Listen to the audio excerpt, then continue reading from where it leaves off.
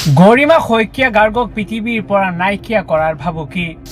Social মিডিয়াত এগৰাকী যুৱকৰ ভয়ংকৰ মন্তব্যক লৈ এতিয়া ৰাজ্যজুৰি তীব্ৰ প্ৰতিক্ৰিয়াৰ সৃষ্টি হৈছে। বাসুদেৱ কলিতা নামৰ এটা ফেচবুক একাউণ্টৰ পৰা অসমৰ কেইবাগৰাকীও বিশিষ্ট শিল্পীক লক্ষ্য কৰি ভাবুকিপূৰ্ণ মন্তব্য প্ৰদান কৰা হৈছে। মন্তব্যটোত বিশেষকৈ পৃথিৱীৰ পৰা গৰিমা শইকীয়া গাৰ্গক নাইকিয়া কৰি দিয়াৰ ভাবুকি দিয়া হৈছে। আনহাতে বিতৰ্কিত মন্তব্যটোত লিখা হৈছে যে ঐ কংগ্ৰেছৰ দালাল হল, আমি কোন জুবিন চিনি নাপাওঁ। কি আছে সেই বিতৰ্কিত মন্তব্যত চাওক আপোনালোকে। কেৱল গৰিমা শইকীয়া গাৰ্গক নহয়, মন্তব্যটোত ৰবি শৰ্মা, যতীন বৰা, মানস ৰবীন আৰু ভিক্টৰ দাসৰ দৰে ব্যক্তিসকলক লক্ষ্য কৰি লোৱা হৈছে। মন্তব্যকাৰীয়ে নিজকে এটা বিশেষ ৰাজনৈতিক দলৰ সমৰ্থক বুলি চিনাকি দি এই ভয়ংকৰ ভাবুকি প্ৰদান কৰিছে, যিয়ে পৰিৱেশ অধিক উত্তপ্ত কৰি তুলিছে।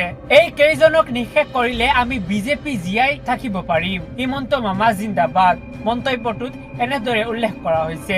মন্তব্যকাৰীয়ে লিখিছে যে গৰিমা শইকীয়া গাৰ্গক পৃথিৱীৰ পৰা নাইকিয়া কৰি দিম। এগৰাকী মহিলাক দিন দুপৰতে হত্যাৰ ভাবুকি দিয়াৰ সাহস কৰ পৰা পাৰে এই যুৱকজনে? মুখ্যমন্ত্ৰী হিমন্ত বিশ্ব শৰ্মাক মামা বুলি সম্বোধন কৰি এই অপৰাধমূলক মন্তব্য কৰা বাসুদেৱ কলিতা এতিয়াও মুক্ত আকাশৰ তলত কিয়?